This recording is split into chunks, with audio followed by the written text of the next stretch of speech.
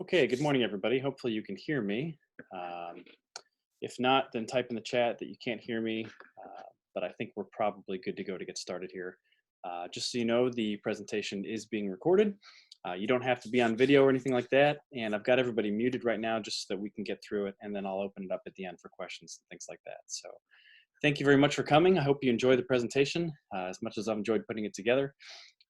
So we're going to go ahead and get started here. Let's see here. Uh, make sure I've got what I need here to move forward. And I think we're good to go. So, okay. So, Bach's St. Matthew Passion. What is it? What can we learn from it? It's a good chance that some of you are familiar with the work. Maybe you're not. Maybe you don't know what it is, and then this is your first time really kind of digging into it. So that's kind of the purpose of this morning, is to take a look and find out what it is and explore it a little bit and see what we can learn from that. So what is the St. Matthew Passion? It was written by Bach. The St. Matthew Passion consists of a complete musical setting of chapters 26 and 27 of the Gospel according to St. Matthew in Martin Luther's translation, interspersed with Lutheran chorales, choruses, and arias. And so musicologist Yuri Galom says here, there's a dual drama in the St. Matthew Passion. On one hand, the story of Christ's capture, trial, suffering, and death. And on the other hand, the psychological drama of the Christian believer's response to that text. So what Bach did was, when he put this together, he used every single word of the text from Matthew chapter 26, verse 1, all the way through chapter 27, verse 66. This is Luther's translation that he used, word for word again. Actually, this was the law in Germany at the time. You couldn't use parts of scripture or omit any words or things like that or add to it. So when he's using the text in the piece, he has to use it word for word, and he does so. Uses the complete setting of the Passion story, and there are two places in the St. Matthew Passion where another scripture is used, but we'll come back to that. And you'll note here that we have Bach's copy of the score on the front there in the writing there, the Passio Domini Nostri JC Secundum Evangelistem Mattheum, and my Latin is terrible. But loosely translated, the Passion of our Lord Jesus Christ according to the Gospel of Matthew. And of course, we know that the word passion here doesn't refer to love so much in this instance, but comes from passio, which is participle of the Latin verb to suffer. So I especially like in this that Bach has decided not to write out the words Jesus Christ on the paper there for whatever reason. He had plenty of space to do that, but just didn't do so. So St. Matthew Passion, written in 1727, or at least that's the major date that we have. It was written in two parts before and after the sermon. The two halves are roughly split from the point, the first half being up to the point where Jesus is captured in the garden, and the second half after that, taking place before and after the sermon and the service.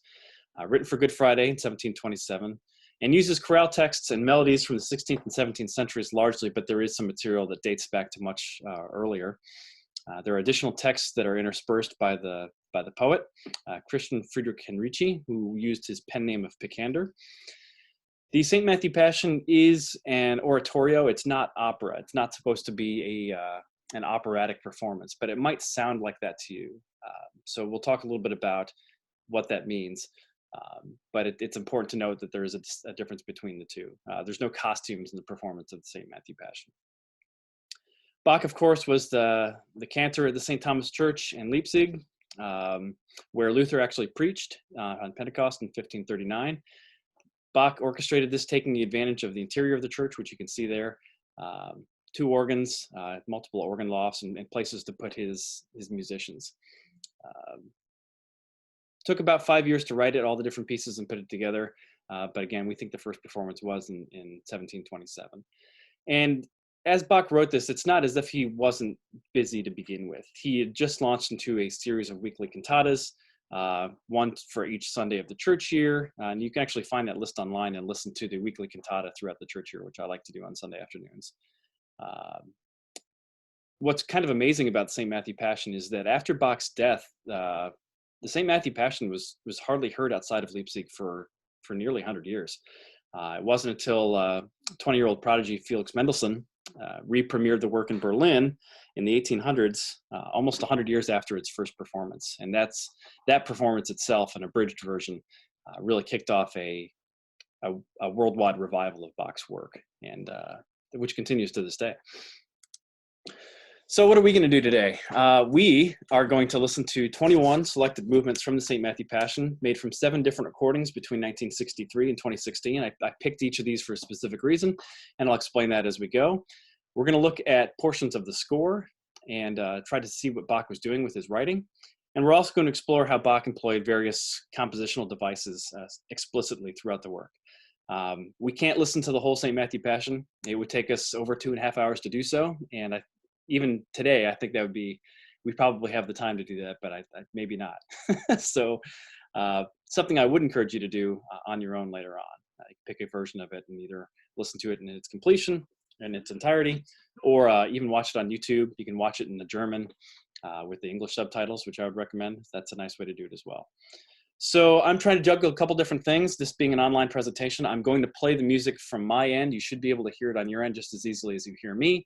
But I do suggest, if you're able to use headphones or good speakers if you can, just so that you can really get as much out of the music as you can. But if not a problem at all. You'll still be able to get the idea of what's going on. Speaking of those compositional devices that Bach was using, let's look at a couple of them.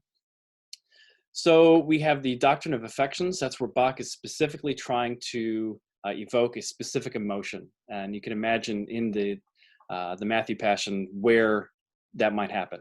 There's lots of emotional moments in Matthew 26 and 27 where you can see where Bach would try to use the music itself to embellish or augment that experience. Word painting and the lyrical reflection, that's where he's using the music to specifically shape things that are happening in the text. There's lots of examples of that. Of course, the old style of polyphonic writing, the new style, which is the use of the recitative, that's what's going to sound to you almost like opera music, where you're singing things like narration. And we'll see examples of that. Basso continuo, obligato instrumentation, which is in the score. Of course, both the usage of the biblical and the poetic text. So the text itself from Luther's translation, but also the chorale text and some of the arias use language that's not coming from scripture. It's being used by Picander or Bach for the different musical movements. And really, the St. Matthew Passion is kind of a tour de force of all of the different musical styles that were prevalent in Bach's time, and he employs a lot of them here. So we will hear examples of all of these different compositional devices this morning. Instrumentation in the St. Matthew Passion, as we look at the title page there from the translation by Luther there, like the Calov Bible. Woodwinds, primarily, recorders, flutes, and different types of oboe. Lots of use of strings, violins, violas, flutes, digambas. And then the continuing instruments in the cello, the bass, bassoon, and organ. Those things are the instrumental bed for the music. And then the vocal instrumentation, Bach primarily uses a tenor for the evangelist. Jesus sings the bass voice, usually the lowest bass voice, when you hear Jesus speak in the work. You have the choruses, which serve both as the voice of the people and also the church of believers. And those are noted, chorus 1 and chorus 2 in the score. And then you have the other parts that sing as well. You have a part sung by Judas, you have a part sung by Peter or Pilate, and even Pilate's wife shows up. And then the turba chorus, turba meaning crowd or uproar. We'll see where that comes in later as well. So let's see. Make sure I've got my notes here. When you hear Jesus's voice sing, you'll note that it's probably the deepest, the most grounded, the most stable, authoritative voice in the work, and that makes sense. All of this combines into what Leonard Bernstein calls a work of such dramatic power and invention as has seldom, if ever, been equaled. And Bach himself called this his greatest work, and it's hard to disagree with that.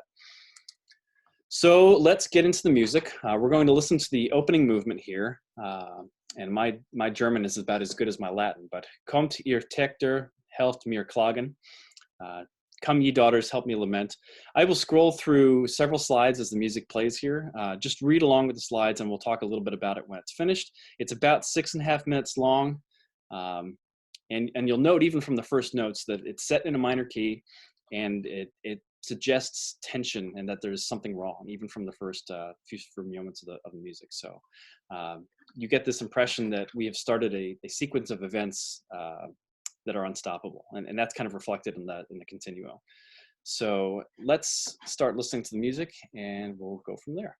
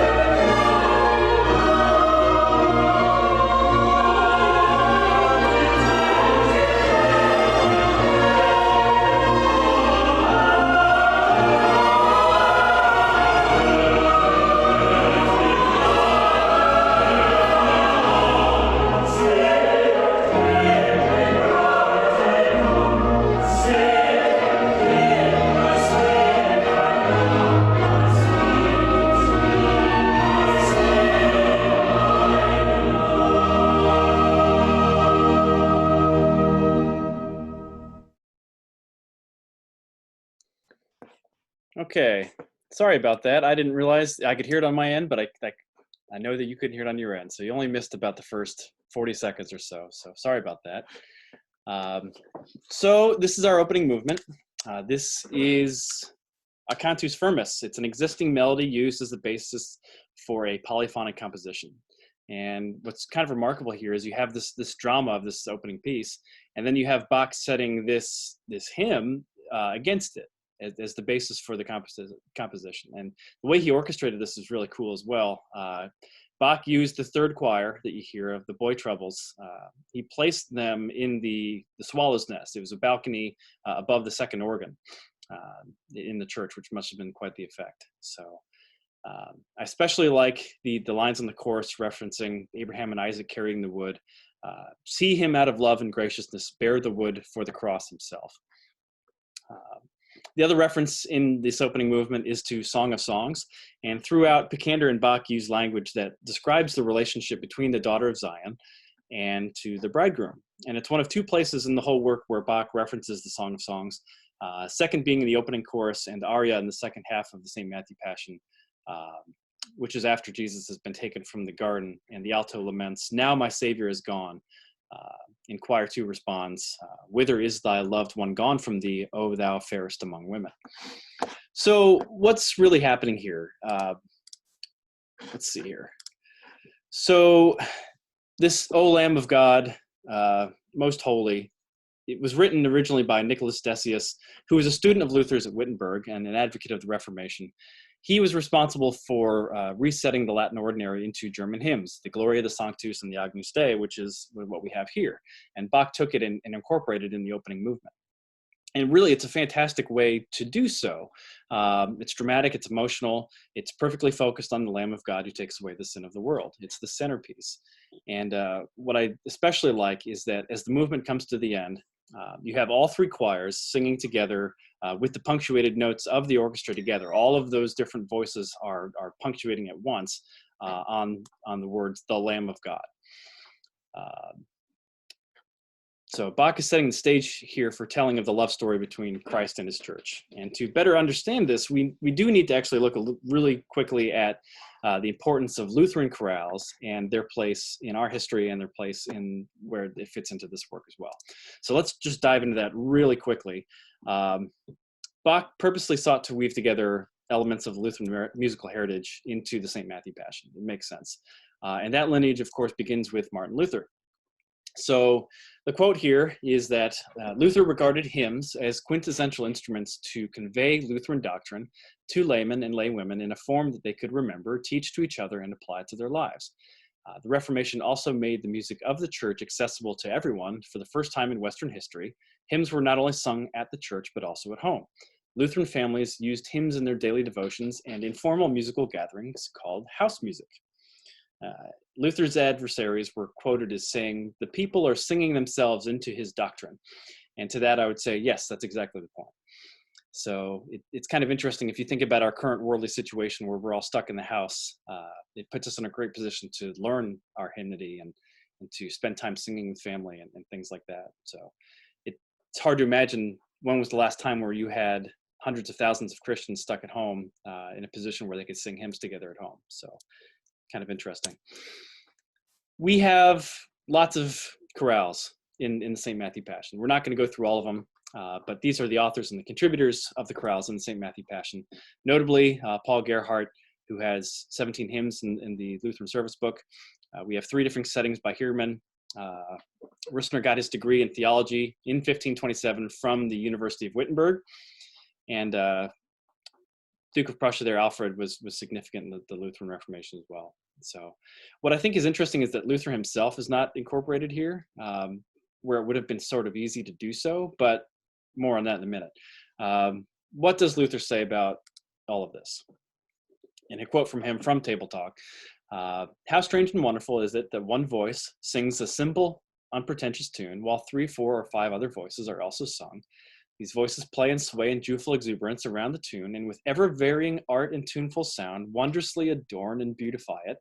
and in a celestial roundelay meet in friendly caress and lovely embrace, so that anyone having even a little understanding must be moved and greatly wonder and come to the conclusion that there is nothing rarer in the whole world than a song adorned by so many voices. So I think we sometimes underestimate how talented Martin Luther was as a musician. And Bach recognized and appreciated Luther's ability to craft simple but strong, melodically strong music. Bach had several complete collections of Luther's works and the Caliph Bible, in which he made a number of annotations. And Bach seemed to have immense respect for Luther the man, Luther the theologian, and Luther the musician, the composer. So many artists have peers who push them to greater heights than if they were alone. Beethoven was pushed by Haydn and Mozart. Debussy had Ravel. The Beach Boys had the Beatles. Everyone's kind of elevated by the influence of peers or rivals. A quote from Professor of Music Robert Marshall: "Surely the only mortal who could have been described as having served in the deepest sense as a model and inspiration for Bach, someone worthy of his emulation, stimulating his creative imagination, and serving indeed as an inspiration, was Martin Luther." Of all the chorales that Bach wrote, a majority of them are not simply Lutheran, but from Luther himself. And this also makes sense. So Bach was diligent to structure the St. Matthew Passion in concert with Luther's 3 stages of Luther's meditation on Christ's Passion: recognition and acknowledgement of sin, growth of faith through love and unburdening of one's sins in Christ, and seeing Jesus' passion as a model for Christian love. So Bach included 12 chorale settings as a way to include the listener's music, further augmenting an already emotional experience in the text. So that's enough talking. Let's listen to some more music. So we're going to listen to the very first words that are sung by the evangelist, which is the tenor, and by Jesus. These are the first verses of Matthew 26. And this is also our introduction in the recitative style, which is the song speech, and some very nice tone painting also by Bach. So we're going to listen to the Bach Choir, the Thames Chamber Orchestra, and this is a recording from 1979, and it's actually in English, so you can kind of get the idea of what's going on in the scene, and we'll vary it up a little bit that way. So let's play some music.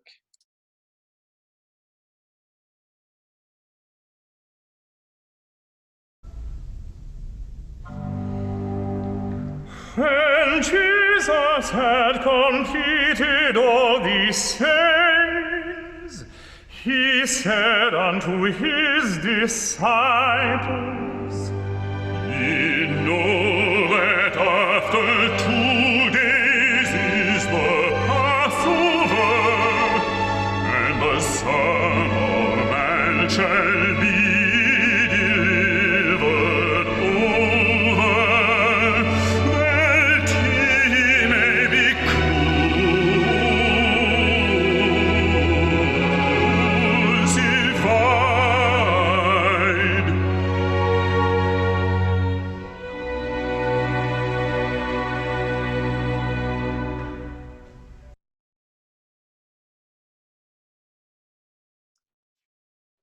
Okay, so the evangelist here, after being given a pitch to start with, starts with nothing behind him. It's meant to be just very, very plain.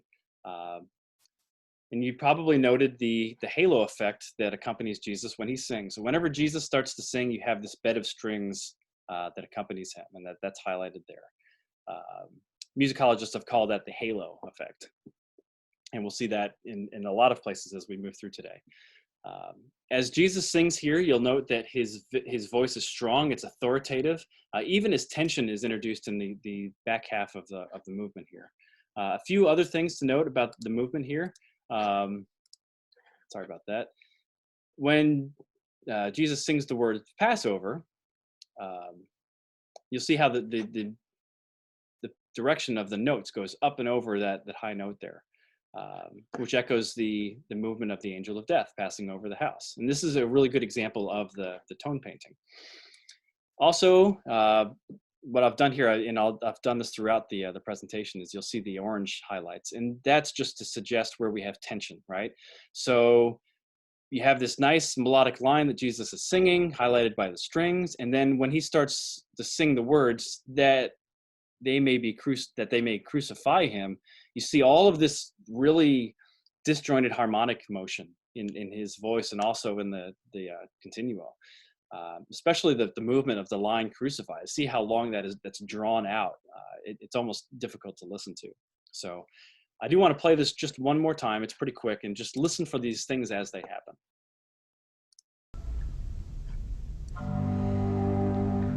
When Jesus had completed all these things, he said unto his disciples, Ye know that after 2 days is the Passover, and the Son of Man shall be delivered over, that he may be crucified.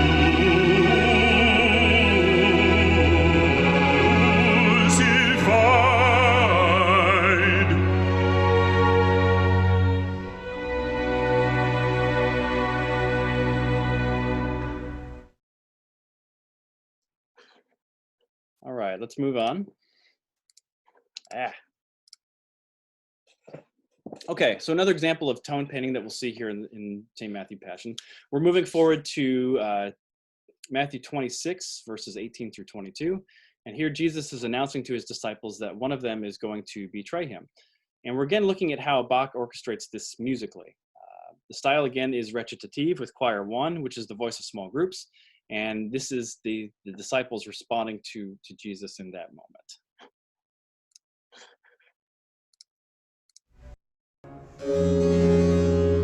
Sprach, geht hin in die Stadt zu einem und sprecht zu ihm. Der Meister lässt dir sagen, meine Zeit ist hier, ich will bei dir die Osten halten mit meinen Jüngern. Und die Jünger taten, wie ihnen Jesus befohlen hatte, und bereiteten das Osterlamm. Und am Abend satzte er sich zu Tische mit den 12. Und da sie aßen, sprach er: Wahrlich, ich sage euch, einer unter euch wird mich verraten.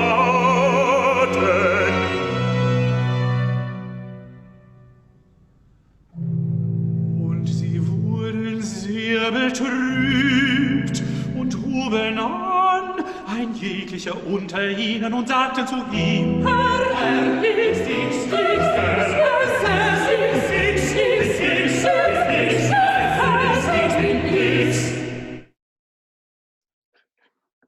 Okay, so we have this moment where all of the disciples are asking Jesus, is it I? And here's what Bach did in this last part of the movement here. So what you have is 11 different examples of where you have a disciple asking, is it I? And that's notable, right? We have 11 disciples asking and not 12. And that's because in that moment, Judas was silent. And not only is Judas's question not there, but you also have this big old rest in beat 4 of the measure, right? The silence there, it's a loud silence. That happens again later in St. Matthew Passion. But I do like that all of this, Bach moves this motion, right, from F minor at the beginning of the little movement here, up here at the start, and keeps moving downward, and then cadences in a half cadence, right, C major chord. And what that does is that just creates suspense. And so you have this question, Lord, is it I? And the very next chorale that we're going to listen to is actually the answer to that question. And it's sung by the voice of the people, right? Choir 2. You're going to recognize this chorale melody, maybe not the harmonization, but it's very much Bach. And the setting of this chorale echoes Luther, who in 1519, his treatise on the crucifixion, had grim tidings for those who wished to lay the blame for Christ's death entirely on the Jews. And his quote was, "You killed Jesus," Luther told them. "When you see the nails piercing Christ's hands, you can be certain that it is your work." It is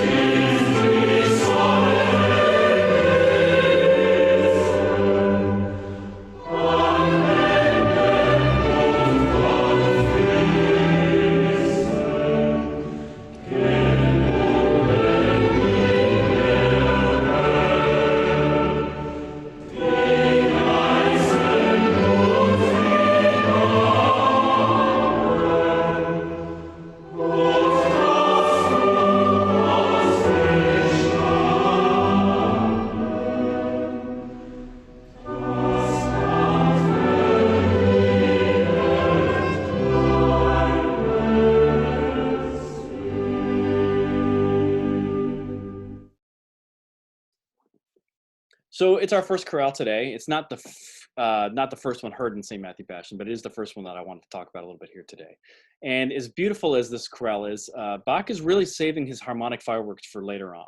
There is a little bit of dissonance in the first phrase in the upper voices, matching on the word bound.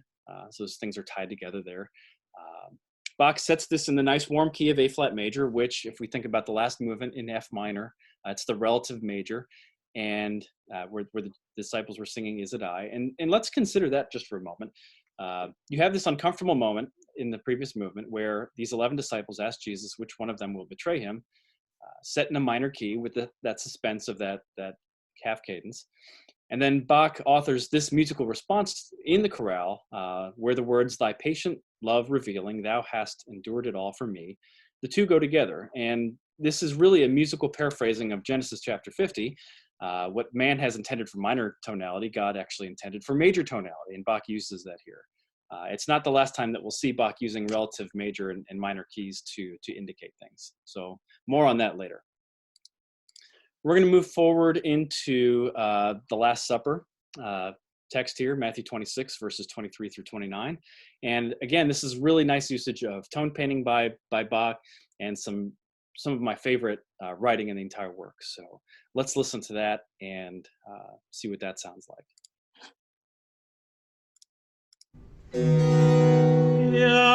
Antwortete und sprach: Der mit der Hand mit mir in die Schüssel tauchet, der wird mich verraten. Des Menschensohn geht zwar dahin, wie von ihm geschrieben steht, doch wehe den Menschen, durch welchen des Menschensohn verraten wird. Es wäre ihm besser, dass derselbige Mensch noch nie geboren wäre. Da antwortete Judas, der ihn verriet, und sprach: Bin ich Rabbi? Er sprach zu ihm: Du sagest's. Da sie aber aßen, nahm Jesus das Brot, dankete und brach's und gab's den Jüngern und sprach: Nehmet, esset, das ist mein Leib. Und er nahm den Kelch und dankete, gab ihnen den und sprach: Trinket alle daraus, das ist mein Blut des Neuen Testaments, welches vergossen wird für viele zur Vergebung der Sünden. Ich sage euch, ich werde hinfort nicht mehr von diesem Gewächs des Weinstocks trinken, bis an den Tag, da ich neu trinken werde mit euch in meines Vaters Reich. All right. So this almost sounds like it comes from our liturgy. I like the way that that's been written there. Let's see what Albert Schweitzer has to say about this. And his quote: "The music that Bach has given to the sacramental words of the Last Supper is astounding. There is not a trace of grief. The music breathes peace and majesty. Bach sees Jesus standing before the disciples with radiant face, prophesying the day when he will again drink from the cup at the heavenly supper with them in his Father's kingdom." I chose this recording because I loved how strong the bass voice is and how authoritative he sings it. It's some of the strongest singing, I think, for the bass voice, for Jesus's voice in the entire work, and which makes sense also. Even as as Jesus sings here of his sacrifice and the shedding of blood, Bach avoids using harmonic tension here. There is one minor cadence where Jesus states the forgiveness of sins, but even that is free from harmonic tension, and it's not a heavy final cadence. It moves on from that pretty quickly. One thing that people have noticed when they study St. Matthew Passion is that there's a lot of numerology. Bach has assigned value to some numbers and has incorporated them in various places. So this movement is a good place where that happens. So, for example, the bass voice sings a total of 116 notes in this movement. Psalm 116 references the cup of salvation. When Jesus sings, "Take, eat, this is my body," he sings 12 notes for the 12 disciples. And St. Matthew Passion is full of small examples like that. So just one of those interesting things. We're going to move into the Passion Chorale, which you'll recognize, I'm sure. It's the great theme of the St. Matthew Passion. This is heard as Jesus, Peter, and two other disciples travel to the Mount of Olives, Matthew 26, verses 31 through 33. We know this hymn as hymn 449 or 450 in our hymnal, O Sacred Head Now Wounded. It's heard a total of 5 times in St. Matthew Passion, but we're only going to listen to it 3 times today, just for 3 different settings for the sake of time. Why would Bach use this 5 times, the same hymn, essentially, the same chorale 5 different times in a single work? So let's explore a little bit where that came from. So the Passion Chorale, the text originally came from a Latin poem written by a Cistercian abbot between 1170 and 1240, the original Latin text. Set and addressed to 7 parts, to the feet, to the knees, hands, side, breast, heart, and face of Jesus. And then that remained in its form, used by other composers as well, but Paul Gerhardt was responsible for translating it into German and using it in a hymn, which Bach uses here. It was also used by Buxtehude in 1680 for his Membra Jesu Nostri, which was actually the first Lutheran oratorio, which is interesting. That was the most holy limbs of our suffering Jesus. And there is a Bach and Buxtehude connection as well. So Buxtehude was a major influence on Bach as one of the most important composers and organists of Baroque Germany. And in 1705, young Bach, 20-year-old, walked the 250 miles to study with 68-year-old Buxtehude for a month.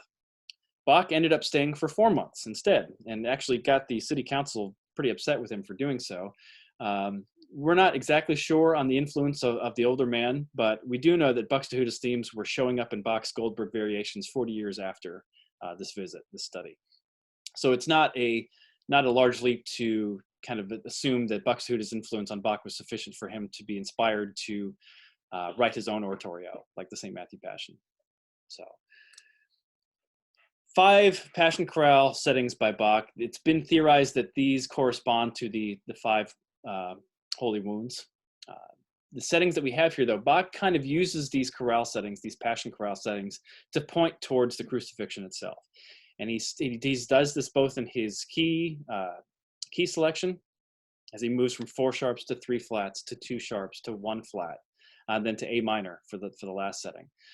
He kind of points everything towards the cross in the usage of his chorales.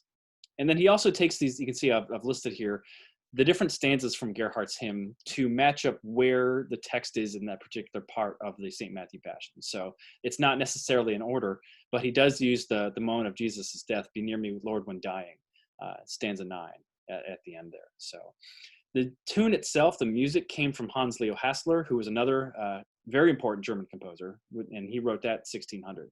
So Bach also would have been influenced by him as well, but the melody was somewhat common in the time. If anything, its use in the St. Matthew Passion was sort of like similar to Luther's use of using popular music and setting it to sacred text, so that it would be easier for people to learn and recognize. So every time this chorale is played, as I mentioned, it goes down by 1 accidental in the key signature.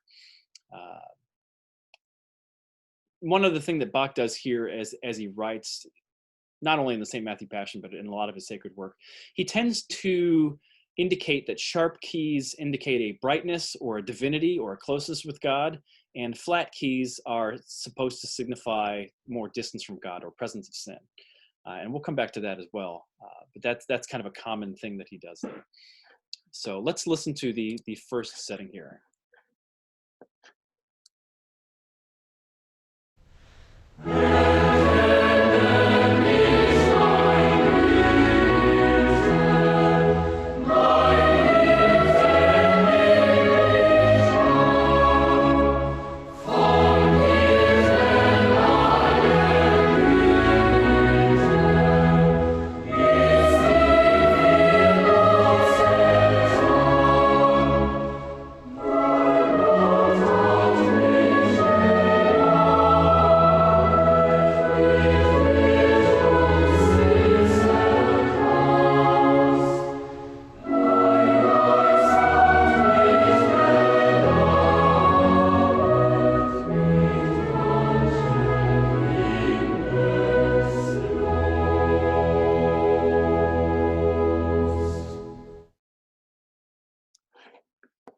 So the nice sharp key of E major here, this recording is actually the boys choir from Leipzig, from Bach's church. I wanted to include them in this recording.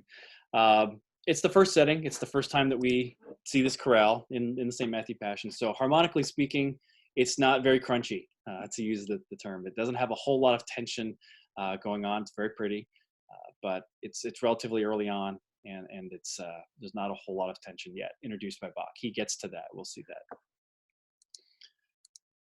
We're going to move along to another chorale here. This is the scene here where we are, Matthew 26, verse 39. We're in the Garden of Gethsemane. This is immediately after Jesus has prayed the words that we find in Matthew 26, verse 39. My Father, if it be possible, let this cup pass from me, yet not as I will, but as thou wilt. And Bach's response, in the form of a chorale, speaks here, quote, the will of God is always best. And here the author of this chorale text is Alfred, Duke of Prussia, who based this on Luther's exposition of the Lord's Prayer, specifically the third petition, thy will be done.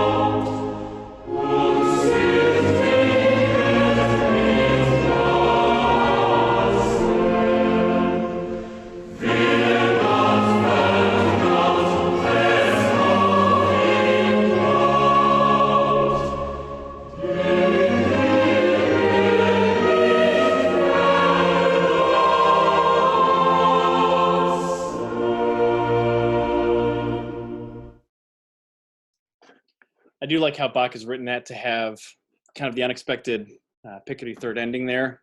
It really emphasizes that safety in the last word there. So he's matching the harmony to the text. He does that a lot. That shouldn't be a surprise to us now. So let's keep moving.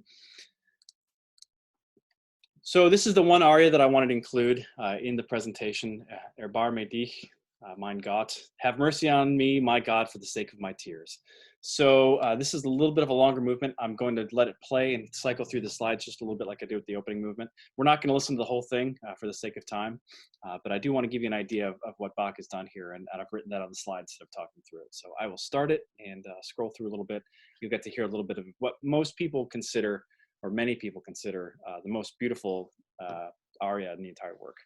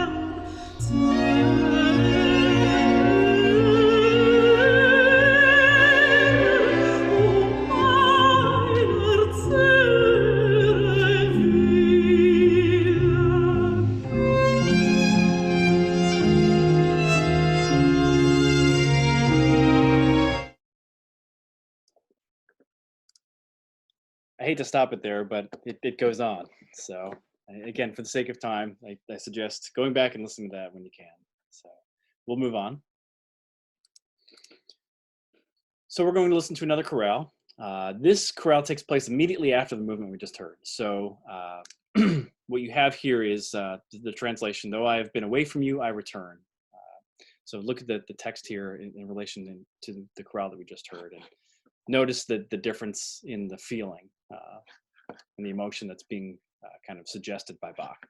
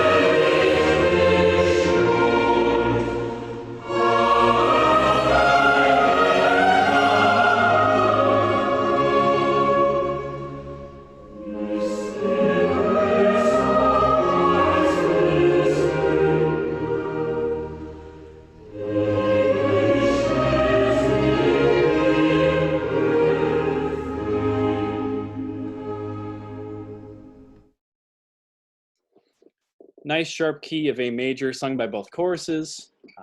It's herbichorus. And you have, what I like too here is that you have this ending, this double ending. It's kind of a soft landing. Very stable, the sharp keys, the three sharps indicating that the closeness to God, more divinity. So kind of an interesting positioning of that chorale in the work here. So very, very nice. Okay, so let's see. Let me make sure I'm on the right one here.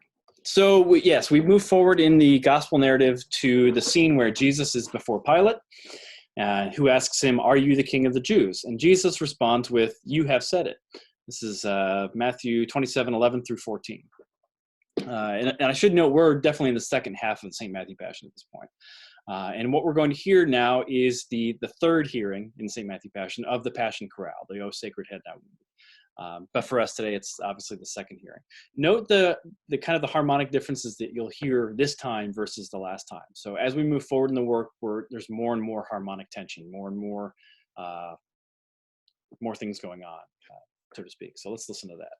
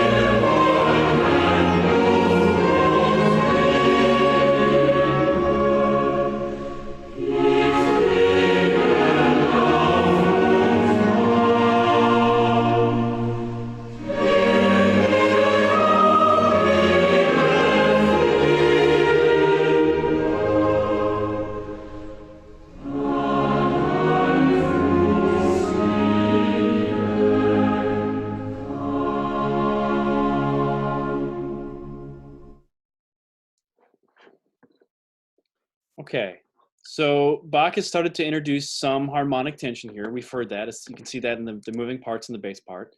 We've also moved down from our three flats back into a sharp key, D major or B minor. What's interesting is that the text here, it's almost of an introductory nature. It's almost as if the choir is explaining to Pilate who Jesus is. And that would make sense given where we are in the text. And so it's also very much a trust chorale. If you want to use that phrase. I do want to point out some things. So you can see our harmonic tension, right? Some of these suspensions or minor seconds that resolve. And anywhere we have some of this chromatic movement in the bass, or where Bach has matched words like temptation to dissonance, we've seen that before. What I especially like in this chorale is that you have this motion here in the tenor line where Bach has set the text, the winds their courses, right? Who gives the winds their courses? And you see this wavy line here. And then echoes it with the, and bounds the ocean's shore, right? And now you have that same wavy line in the bass part. So more example of tone painting, matching the text to the music, but it's especially evident there. So nice example of that. Moving on into a kind of a dramatic moment here. So we still have Jesus before Pilate, but we're moving into the scene of where Pilate's interacting with the crowd. So we're going to look especially how Bach uses dynamics, dissonance, and the orchestration to really set the scene here. It's one of my favorite sections in the work. And so for this recording, we're going to use Leonard Bernstein's New York Philharmonic recording from 1963. And it's actually in English, and that helps us kind of understand the scene a little bit better as it plays out. And one of the nice things about us listening to it in English is we kind of get an idea of how the German-speaking population would receive this if it was in the German. We get to kind of experience it a little bit more. So let's listen to all of this. Now at that feast, the governor was wont to release unto the people one prisoner, whom they would. And at that time there was among the prisoners a notable one called Barabbas. And when they were come together, Pilate said unto them, Tell me whether of the twain ye will that I release to you. They answered,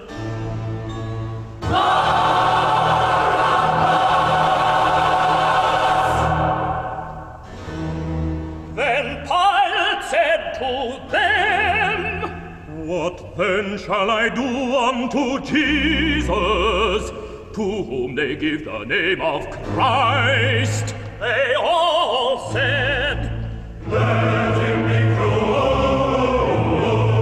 Let him be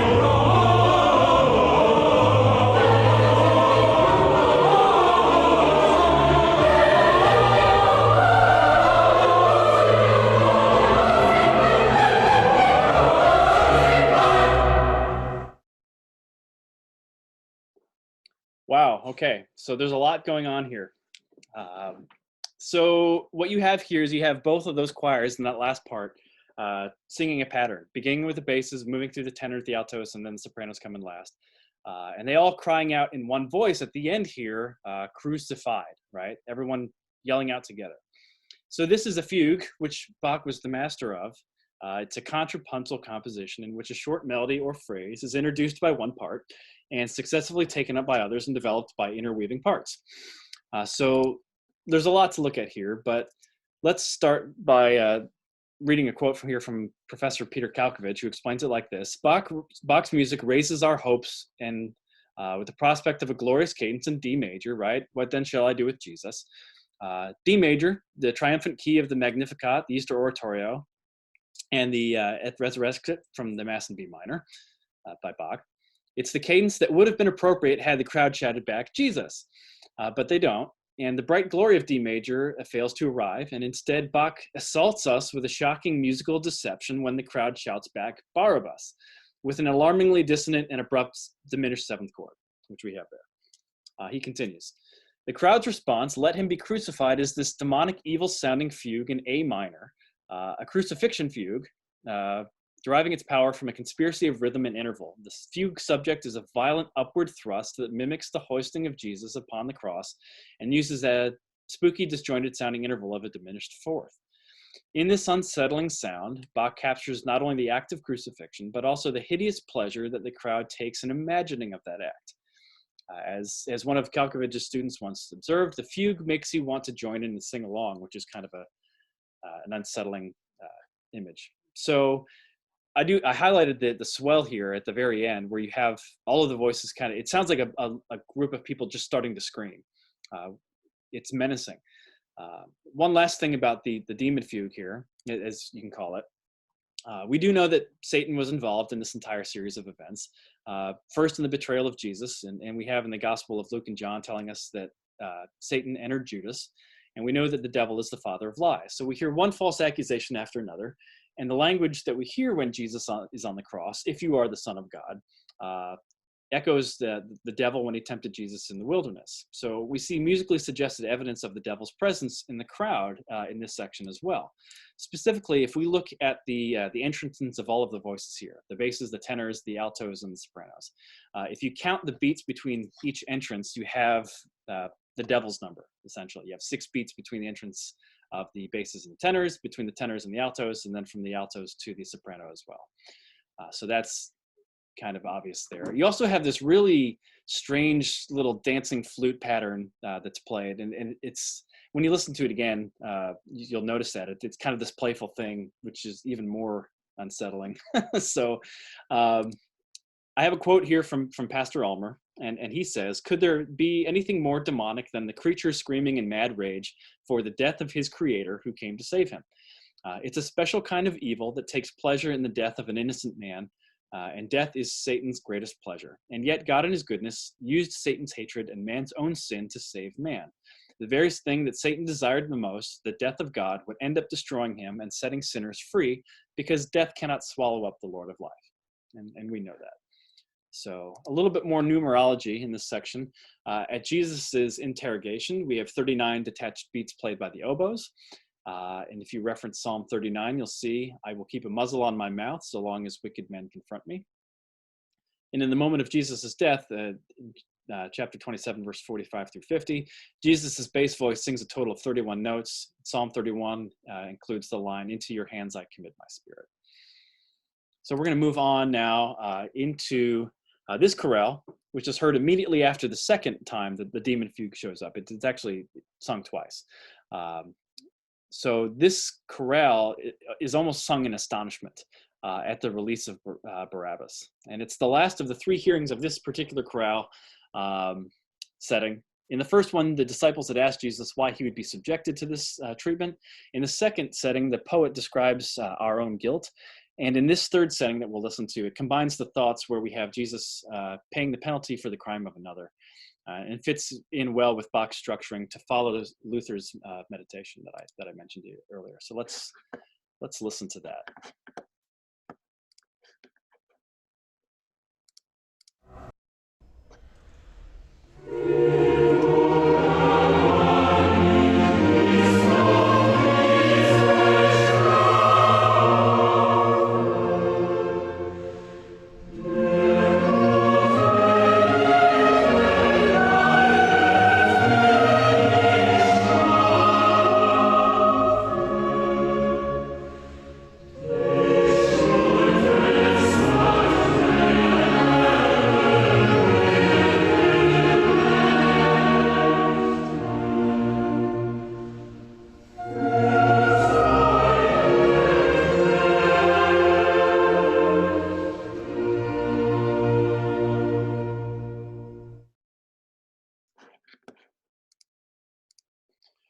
So, as I've mentioned before, as we move forward in St. Matthew Passion, you just have this increasing tension, right? And especially in this chorale, we're getting pretty late in the narrative. And even from the first note, you have dissonance here in between the soprano and alto voices. It's the very first beat, and you have this ascending line, this chromatic line in the bass part as well.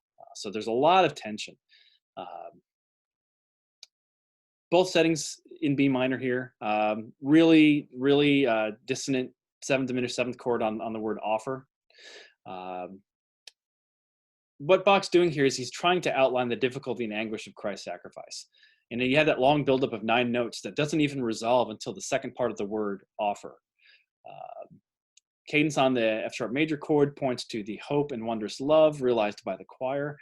And really even let's see, what was the lit here? Anytime you have a chord that's built up off of the 7th, when the 7th is in the bass, it's just really unsteady harmony. And Bach has written that this way. So you have the steadiness of the early chorales giving way to so much more dissonance and unsteadiness here. It matches with the rest of the gospel narrative. So speaking of that, we're going to move forward and we're going to look at the moment of Jesus' death. So this is Matthew 27, again, verses 45 through 50. And for the next several slides, as I've done before, I'll scroll through these as the music plays. There are some fascinating things that happen that we will come back to and look at. But for now, just listen and follow along and pay attention especially to the doctrine of affections, the way the music makes you feel as it's sung and played.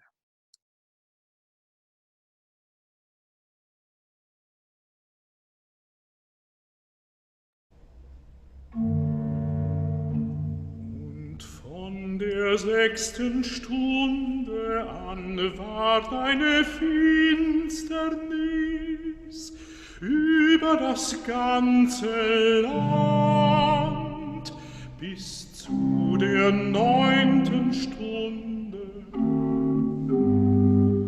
Und um die 9. Stunde schrie Jesus laut und sprach: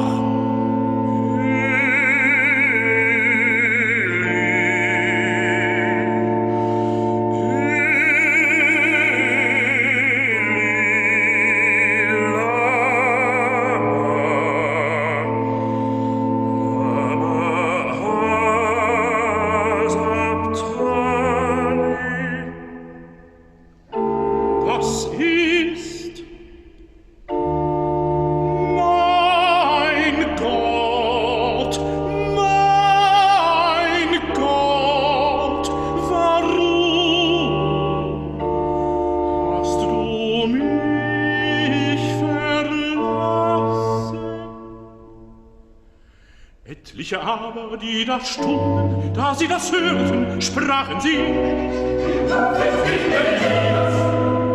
Und bald lief einer unter ihnen, nahm einen Schwamm und füllte ihn mit Essig und steckte ihn auf ein Rohr und tränkte ihn. Die andern aber sprachen: Halt, lass sehen, Elias kommt und ihm helfen. Aber Jesus schrie abermal laut: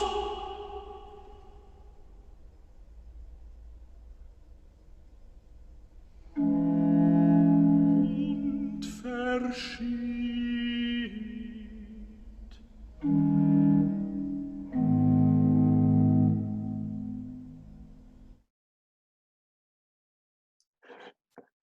Okay, so instead of talking about that one now, we'll come back to it, and we're going to go straight into the very last hearing of the Passion Chorale, which occurs immediately after this moment.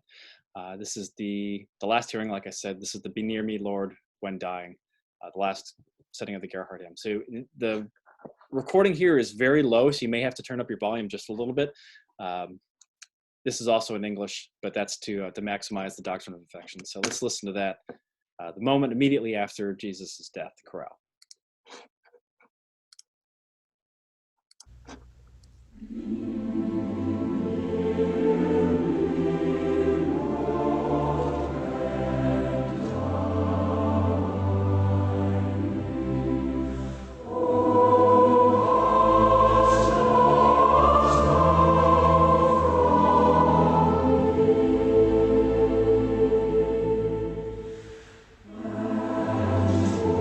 Oh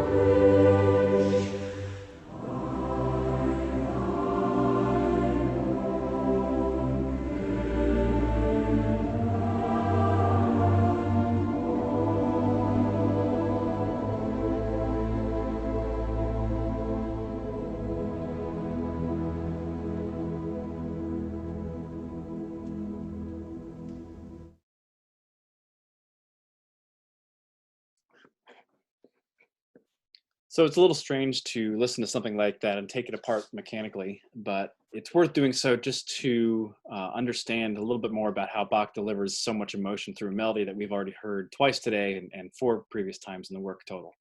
So let's look at it just a little bit. Obviously, a very soft recording, and the Bach choir performing that, the 1979 recording, does a really nice job with the dynamics. You can see Bach has specified the pianissimo, so very, very soft. It's reverent. It's nicely performed. So let's look at some of the things going on here. To begin with, you have some of this passing movement, these ornamentations, the yellow highlights that Bach has now added in this last final movement. You also have all of these orange marks, right? That's going to be your harmonic tension, where you have chromatic alterations in the bass, or you have different suspensions or tensions that are introduced, most especially here, like on the last note. Good example of that, or anguish, that's there. That's the doctrine of affections, right? Harmony and the dynamics.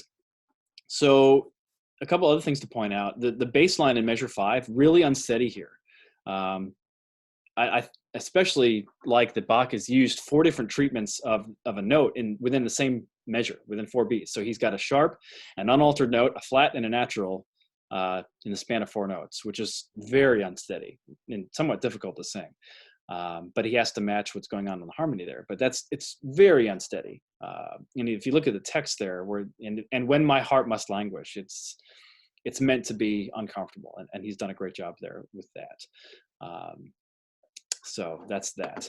Also, as I pointed out before, you have the different words that are matched to the harmony. You have the languish here. You have the tenor line kind of searching for the resolution on the C major chord. Death's last awful throw. It's drug out there, that the tension, the suspension in the alto line for the A major chord. And then again, anguish down here. It's drawn out with those the suspensions, and again on the last note with woe. Takes a while to get back to our E major chord there. Speaking of E major, so the chorales in C, right? There's no sharps or flats in the key signature. We talked about that, how we were moving to that point. But the cadences in the chorale, you have all of this motion, and when my heart must languish. There's a lot going on here, but really it still ends up cadencing in C. Moves forward, and then the cadences again in A major. Back here again to the G major chord, and then Bach moves throughout the last several beats here and ends up in this kind of deceptive cadence, somewhat deceptive, unexpected, I guess. Ends up in this big E major chord. If you remember, E major was the chord was the key signature of the first chorale that we listened to. So there's a little bit of finality there. If you remember that first chorale that we listened to, the words of it contained, "Receive me, my Redeemer, how oft thy grace has led me to thy highest good." And I think that's a fitting way to close out the Passion Chorale hearings. So that's that. Let's go back and look at the moment of Jesus' death. There's a lot going on here. There's too much to explain as the music went by, but let's look at it. So you probably see this highlight here, at the moment of death, right? Darkness, finsternis. Bach has written in the key signature, or in the music here, that F flat, and anybody who's a musician understands how weird that is. F flat, C flat, it's very flat. It's very awkward to write there. But the extra flatness there, as we've talked about, is kind of that distance from God, right? Darkness. So what we have in this moment, we know that Jesus is praying Psalm 22 on the cross. Human nature is completely overwhelmed by anxiety and pain, but there is Christ trusting in his Father. So there's no doubt here. These words are for us. The psalmist, Psalm 22, trusts completely in God. And again, in Bach's language, we have, as I've talked about a couple times, the more sharps indicating the closeness with God or divinity, and the more flats indicating distance from God or presence of sin. So when you have the evangelist singing here, my God, why have you forsaken me?" He sings this in the key of E flat minor, which is 6 flats. It's the flattest key in the entire work. So this would indicate that Bach is suggesting that when Christ is on the cross, you have he's furthest from the presence of God. There's a heavy presence of sin. And also coupled with that is the loss of the strings. You don't have, that was where Jesus was singing that part. You have absence of God. So not to get too heavy into the harmony, but when you have notes, you have an enharmonic equivalence. So enharmonic equivalence is when you have notes that are the same pitch, think about a piano, with different names. So example, F sharp and G flat. If you went to a piano and played F sharp and then played G flat, it would be the same pitch. You'd hear the same note. So I want to take you through this a little bit. If you look at E flat minor with the 6 flats, it's enharmonically the same as G flat major, right? It's the relative major of G flat major. And we've seen this earlier where Bach has used relative majors or minors to suggest the duality. So G flat major is really the same as F sharp major, right? G flat and F sharp are the same note on the piano. F sharp major with its 6 sharps is the same as G flat major. So this is a very interesting thing. So what you hear, again, same pitch, different names. You have the exact harmonic frequency. Musically, what Bach is doing is he's kind of outlining the mystery of the Godhead on the cross. And this is a little bit difficult for us to understand, but he's writing that movement using the flat tonal setting to suggest distance and the overwhelming presence of sin, which is obvious. But he's also operating enharmonically in the key of F sharp major, and which would make it the sharpest key found in the St. Matthew Passion. And in doing so, he's suggesting the highest degree of divinity. So thus in his writing, Bach is choosing the words of Psalm 22, spoken in this moment of Jesus' crucifixion, to most strongly suggest that Christ is man and Christ is God. So a quote from Chemnitz on this point, when Christ in his human nature suffers and dies, even this takes place in communion with the divine nature, but not with the result that the divine nature in itself also suffers and dies. For this is the property only of the human nature, but the divine nature is present and personally in the suffering human nature and wills this suffering for the human nature. Divine nature does not turn away from the suffering, but permits the human nature to suffer and die, yet strengthens and sustains it so that it can endure the immeasurable burden of the sins of the world and total wrath of God, thus making those sufferings precious before God and saving the world. So there's a lot going on there, and there's a lot to kind of digest with that. And we can go into that maybe at another time or at the end, but I just am struck by how Bach has used that moment to orchestrate that. So we're going to move on past the last chorale that we heard, Be Near Me, Lord, When Dying. And we're at the point now, the moments in the text immediately following Jesus' death. All right, and so let's take a look at how Bach orchestrates that. And then behold, the veil of the temple was rent in twain, from the top unto the bottom, and the earth did tremble, and the rocks were rent, and the graves were opened up, and there rose up many bodies of the holy ones that was sleeping.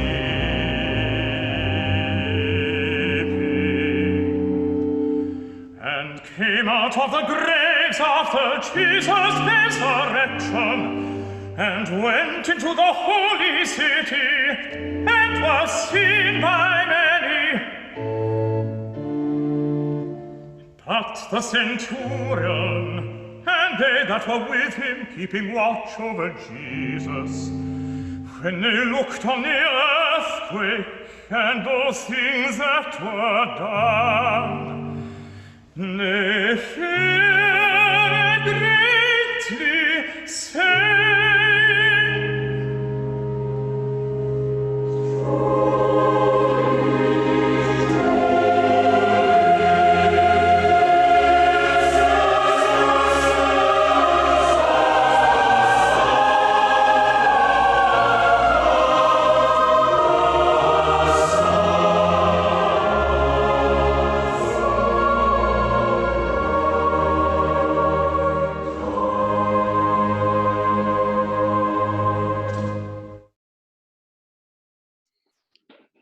Pretty amazing moment there in the music. A quote from Luther in his Sermon on the Passion.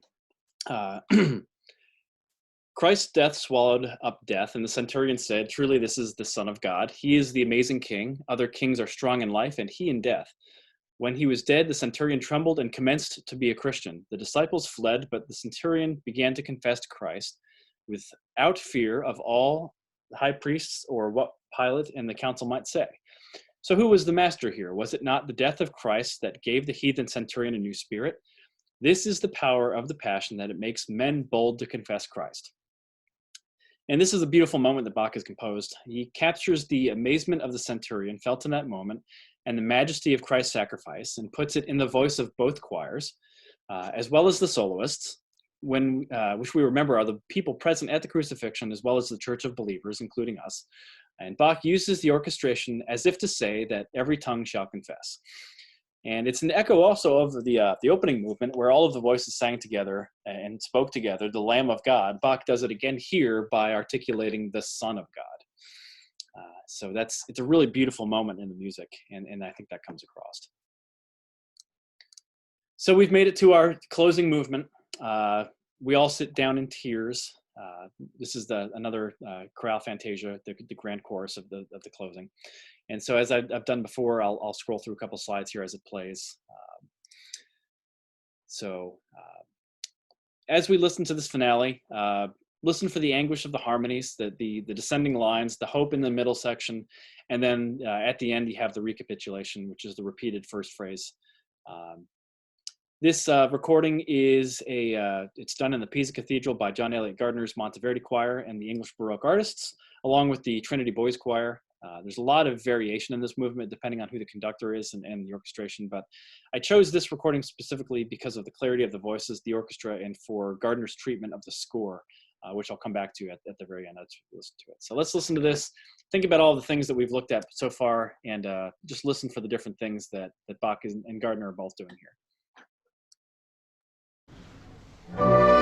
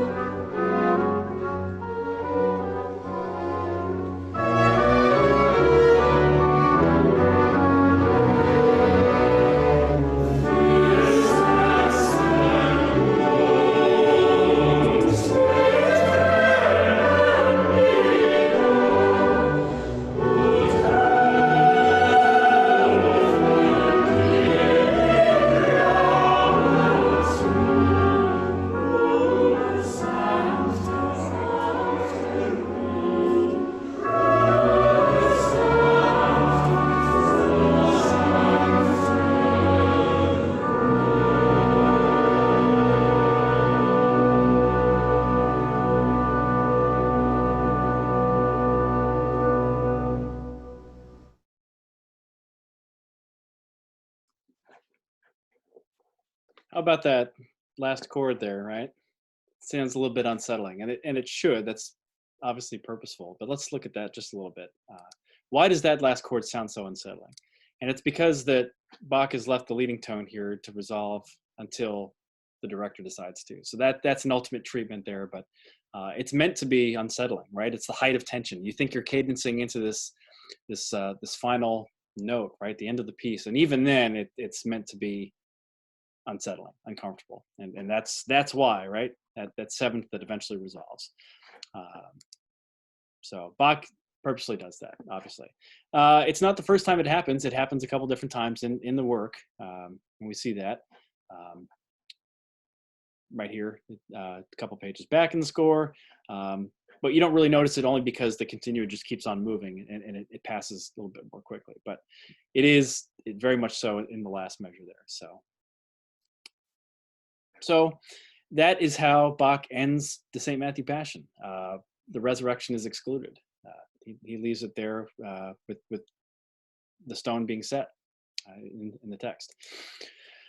But we know that the story doesn't end there. Bach ultimately does resolve that final chord to indicate the finale of the moment there. And we also have Bach writing an Easter and Ascension oratorios that would pair well with this. Many other sacred works to celebrate the resurrection on Easter Sunday. So as I mentioned before, what I would really suggest doing is take an afternoon during quarantine or any other time, but especially during Lent. Even better on Good Friday if you want to listen to the St. Matthew Passion in its entirety or watch it on YouTube, as I've done before. Really nice to watch it in the German with the English subtitles. That helps. But if you find a performance in English that's very good, that's great too. Very nice to do that. Final thoughts on the St. Matthew Passion. It's really more than just a great musical masterpiece. It's really Bach's crowning exposition of theology. It encompasses not only his beliefs, but that of Luther and the ancient church fathers. He incorporated the text and the music from a period spanning several centuries and put it together into this, his St. Matthew Passion. Rooted in scripture and crystal clear Lutheran doctrine throughout. And to close with a quote from Bernstein again, he says, "I wish it were possible to show you all the wonders of this work, but they are infinite. Nobody knows them all, even with a lifetime of study. But that's the way it is with great masterpieces. They present a vision that is infinitely rewarding, and because they are conceived in depth and faith. And so it is with the St. Matthew Passion. And as you listen to it, may you be similarly rewarded." I like that a lot. So credits for the recordings we listened to today. I'll make these available to you if you'd like to have a printout or a listing of all of them. They're all there. These are some of the credits for the research. A couple links here as well. Again, I can make these available to anybody that would like them. If we were in person, I would pass out the spreadsheet to kind of follow along with which movements we listen to and where they come from. Again, this is a file I can make available for anybody that would like that. So that's that. Recording credits for the different recordings that we listen to: Harnoncourt's Consensus Musicus. We use a lot of the Bach Choir, of course, from 1979. Academy of Ancient Music had a couple of good selections in there. The Bach Choir from Leipzig, Trinity Boys Choir, Gardner for that last recording, and then also Bernstein's Philharmonic from 1963 for their recording. So, and some acknowledgments for the different pastors that helped me out, with the research and some theological questions for this as well. So that concludes my official presentation. What I have here. If anybody has any questions, feel free to unmute yourself. I would invite Pastor Paul, I see you there. If you have any comments that you want to add, feel free. But if anybody has any questions, certainly would love to attempt to answer those.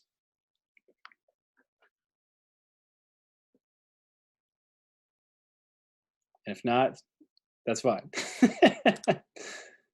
See.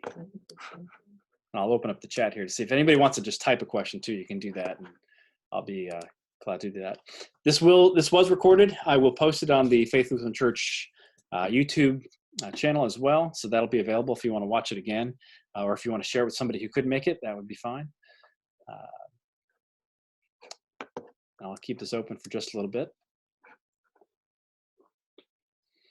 very much appreciate everybody for attending. Great to see everybody virtually, as it were.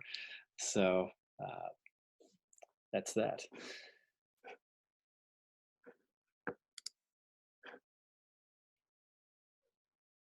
All right. Don't think we have any questions. If you do, send me a message. I'll be glad to answer it. Email me, Facebook, message me, text me, whatever. So thank you very much. I'll stop the recording, and hope everybody has a great afternoon, a blessed Lent. Stay home, and enjoy the rest of your week.